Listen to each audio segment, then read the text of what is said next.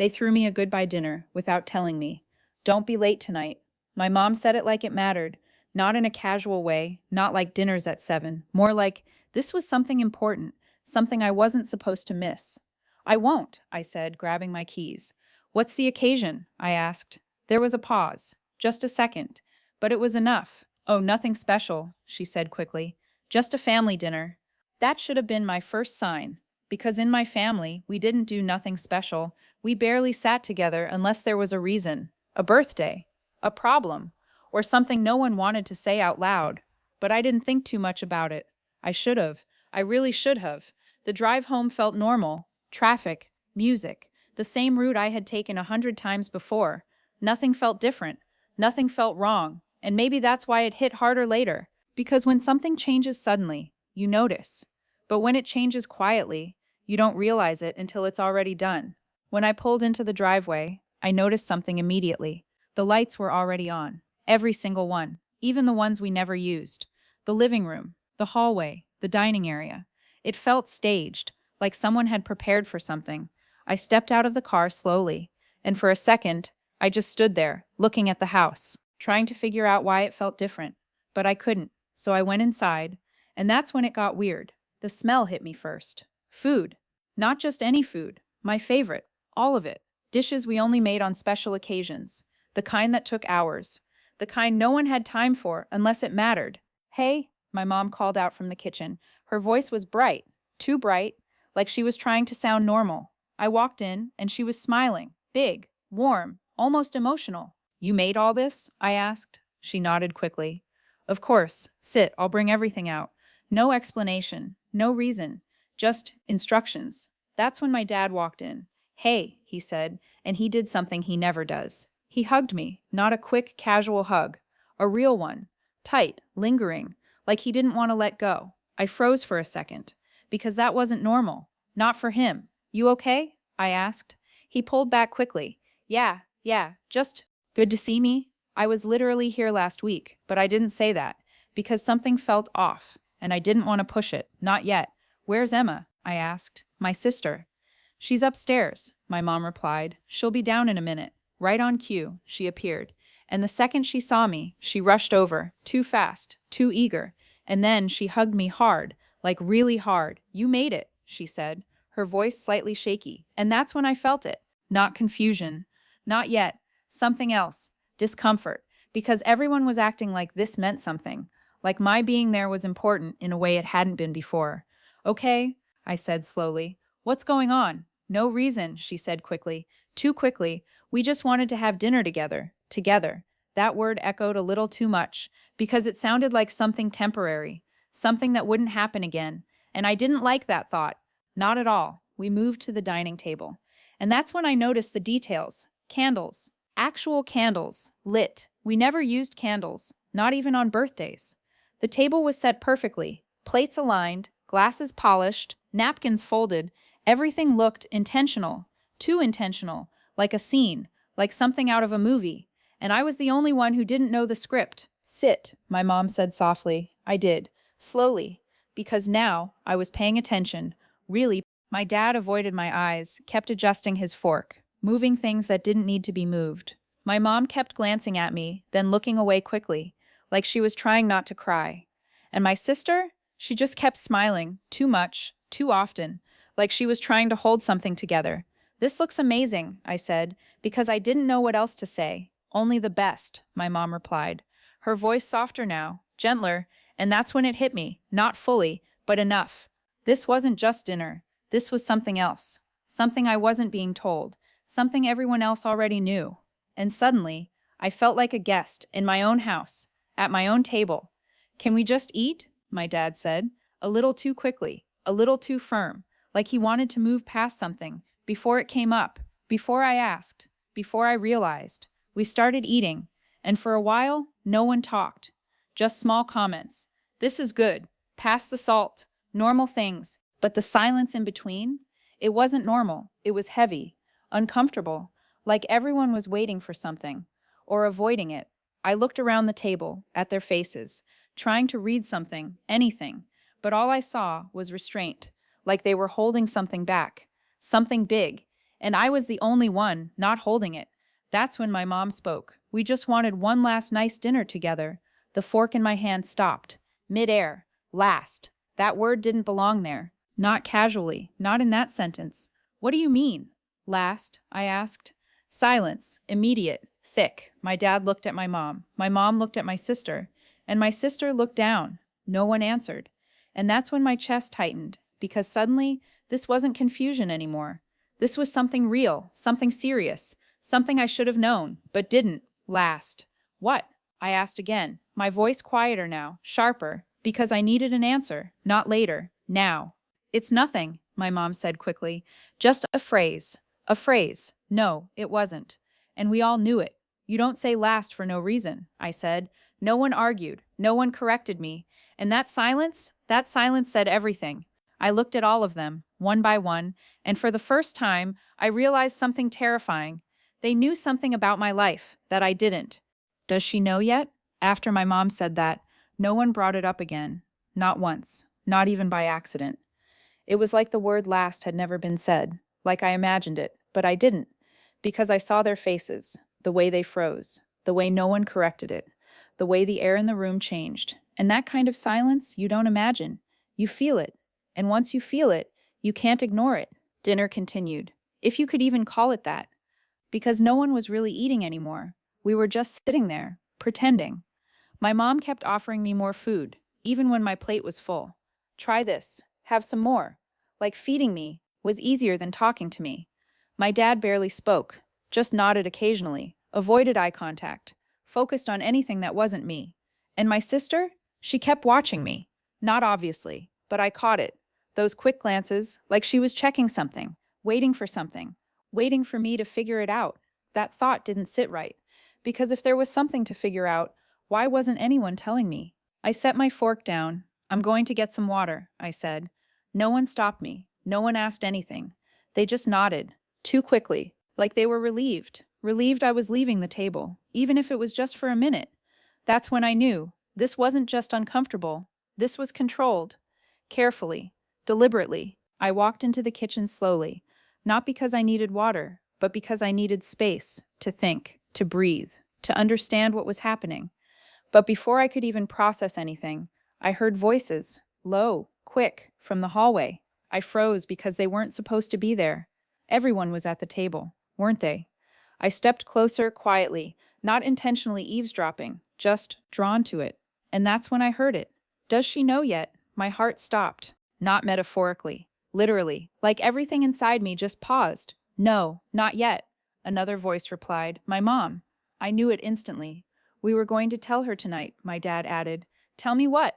My grip tightened on the glass I was holding, because suddenly, this wasn't vague anymore. This was real. There was something.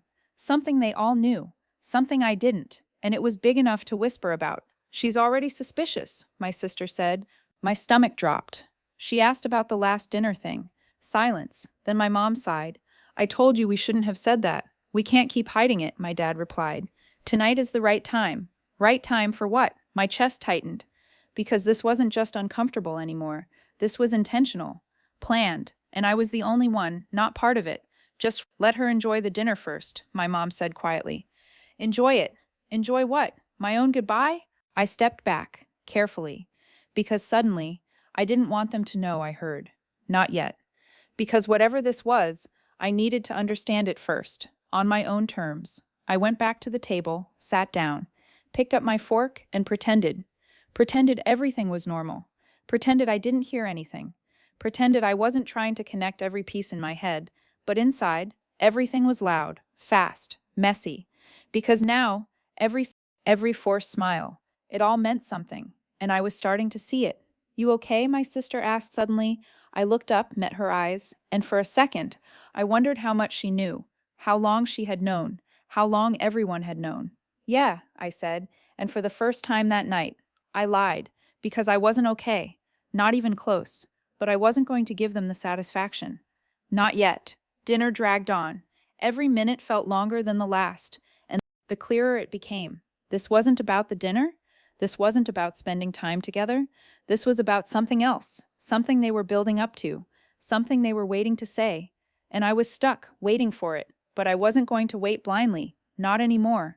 After dinner, everyone started clearing the table. Too quickly, too coordinated, like they were following a script. And that's when I noticed something else. My mom's phone, left on the counter, unlocked. That never happened. Not accidentally. Not in this house. I stared at it for a second, then another. And then I made a decision. I walked over, slowly, casually, like I wasn't about to cross a line. But I didn't care anymore, because they had already crossed one. I picked it up, my heart pounding. Not from fear, from urgency, because I needed answers. Now, I opened her messages, scrolled quickly, looking for anything. The name, plan, my breath caught. Because that wasn't normal, not even close. I opened it, and everything changed. Messages, dozens of them. From my mom, my dad, my sister, all talking, all planning. And not one message included me. I started scrolling, fast, trying to understand, trying to piece it together. And then I saw a message that made everything worse. Everything is ready. She'll understand eventually. My hands started shaking, because that wasn't about dinner. That was about me. I kept scrolling faster now, heart racing, because whatever they had planned was already decided. And I was the only one who didn't know what was about to happen to me. My hands were shaking. Widely though. Not a little. Enough that I had to grip the phone tighter, just to keep it steady. Because whatever I was about to read, I already knew it wasn't small. I kept scrolling, fast at first, then slower, because now every word mattered. Every sentence felt like a piece of something bigger. And I needed to understand it, not just see it, understand it. The messages went back weeks. No, months. That was the first thing that hit me. This wasn't new. This wasn't something they decided today. This had been planned, carefully, quietly without me. I scrolled up further, and then I saw it, the message that started everything. From my dad, we need to talk about her future. Her. Not my name, not me, just her. Like I wasn't even part of the conversation. Like I was something to discuss, not someone to include. My stomach dropped. Because that meant one thing. They already knew. Whatever this was, they knew I wouldn't want it. And they were doing it anyway. My sister replied next. She doesn't have to agree if it's already done. I stopped scrolling, because that sentence didn't just hurt. It confirmed everything. This wasn't a discussion. This wasn't a suggestion. This was a decision. Already made, already finalized. I forced myself to keep going. Because I needed to know. All of it, not pieces, the whole truth. A few messages later, I found it. The plan. Clear, detailed, undeniable. We've accepted the position. My heart started racing, because I knew what that meant. But I needed confirmation. I kept reading. They're expecting her next month. Next month. This was happening. And I had no idea. I scrolled further. And then, there's no point telling her early. She'll just stress. I almost laughed. Not because it was funny. Because it was unbelievable. They weren't protecting me. They were controlling me. Hiding it. Until it was too late to fight. Another message. From my mom. The company already arranged everything. Everything? What does everything mean? Then, apartment is ready. Contract signed. She just needs to go. I froze. Completely. Because suddenly there was no confusion left. No guessing. No uncertainty. They had accepted a job. For me. In another city.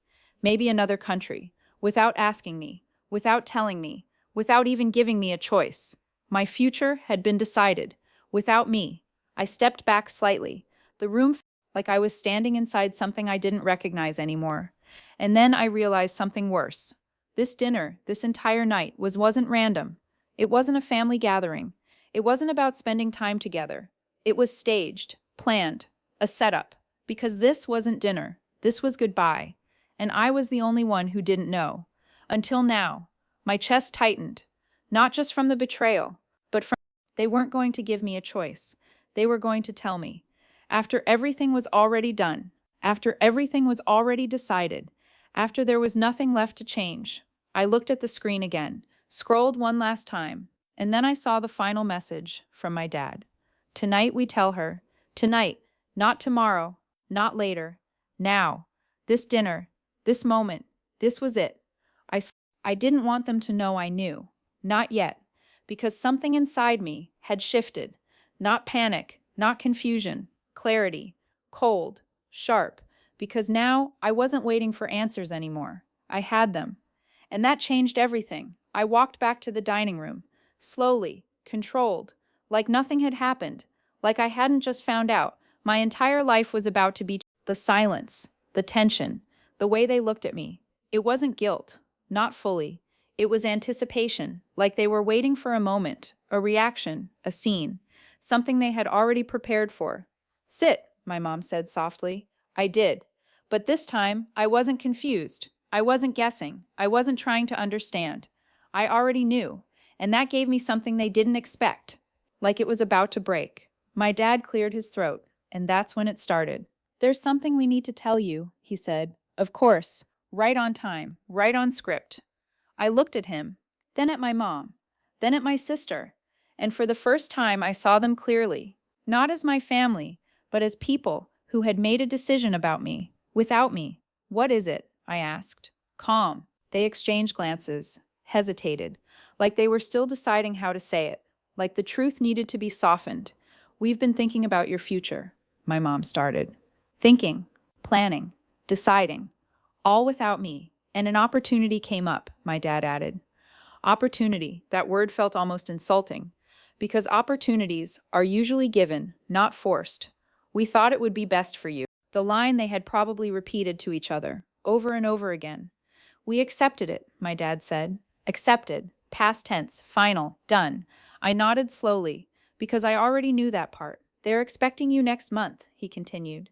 Next month, like I had read, like I already understood, like I had been part of the decision, except I wasn't.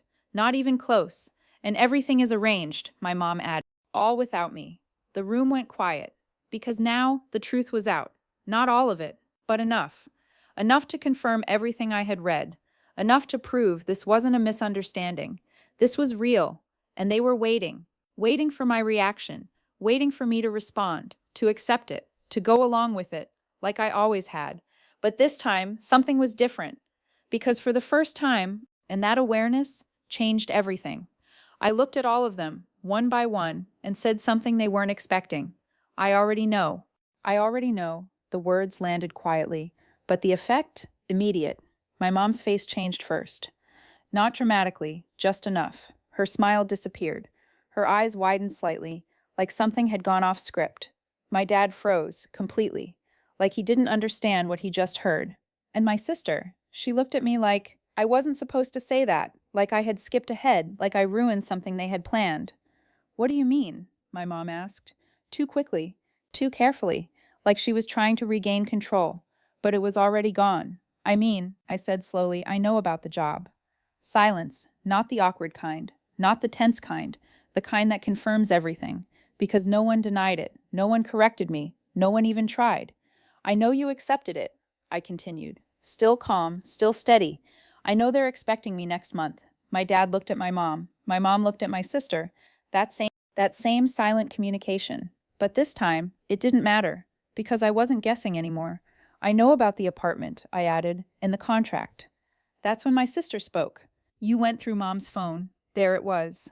Not concern, not guilt, accusation, deflection, because somehow that was the problem. Not what they did, not the decision they made, not the fact that they planned my future without me. No, the problem was, that's what you're worried about? I asked. My voice didn't rise, didn't shake, but it changed, sharper now, clearer, because I wasn't confused anymore. I wasn't lost. I wasn't trying to understand. I understood everything. We were going to tell you, my mom said quickly. Of course, that line, the one that makes everything sound reasonable, like timing changes in tension. When? I asked. No one answered, because they didn't have one, not a real one. After everything was already done? I continued. Still no answer, because that was the answer. You didn't just make a suggestion, I said. You made a decision. For me. The words hung in the air, heavy, unavoidable, and for the first time, they had to face it. We did what we thought was best, my dad said. There it was, the justification, the safety net, the phrase that makes everything sound acceptable. But it wasn't. Not this time. Slowly, carefully. You didn't ask. Silence, because that was the truth. Simple, clear, undeniable. You wouldn't have agreed, my mom said softly. And that was it. That was the moment everything clicked into place. Because she was right. I wouldn't have. And instead of respecting that, they went around it. They removed my choice. Completely. So you took the choice away, I said, not a question. Nothing to defend. Nothing to explain. We were trying to help you, my sister said. Help. That word felt almost offensive. Because help doesn't look like this.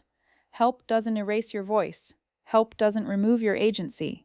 Help doesn't plan your life behind your back. This isn't help, I said. This is control. My mom flinched slightly. My dad looked away. And my sister, she stayed quiet. Because I continued, looking around the table at the candles, at the perfectly arranged plates, at the scene they created. This wasn't for me. No one spoke. Because they didn't need to. You didn't invite me here to celebrate anything, I said. You invited me here to tell me goodbye. That word again. Goodbye. And this time, no one pretended it wasn't real. That's not fair, my mom said quickly. Of course it wasn't fair, because fairness was never. You made plans for my life, I said, without even asking if I wanted them. My voice cracked slightly. Not from weakness, from truth. From the weight of finally saying it out loud. You didn't just decide something for me. You erased me from the decision. Silence again. But this time, it felt different. Heavier. Because now there was nothing left to hide behind. Nothing left to soften it. Nothing left to pretend. You're overreacting, my dad said. And there it was. Gaslighting, right on time. Predictable. Expected. Almost rehearsed.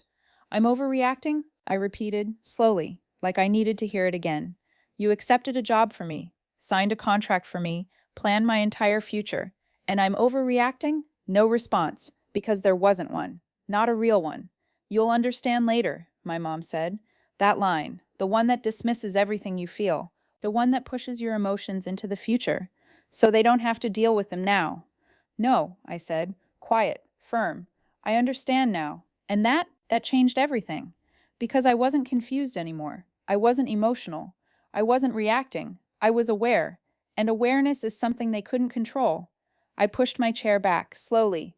The sound echoed in the room, sharp, final. What are you doing? My mom asked. Not with anger. Not with sadness. Just clarity. This isn't my goodbye, I said. It's yours. They didn't move. Didn't speak. Didn't stop me. Because for the first time, they didn't know how. I picked up my bag, turned toward the door, and walked. Not fast. Not dramatic. Just steady. Each step felt lighter, like I was leaving something behind. Not the house, not the dinner. Something bigger. Something that let them decide everything. I reached the door, paused for a second, not because I was unsure, but because I wanted to remember it. This moment, this shift, this ending. And then I said it, without turning back. Enjoy your goodbye dinner. A pause, just long enough, without me, and I walked out. I didn't slam the door, I didn't cry, I didn't look back. Because for the first time, I wasn't the one being left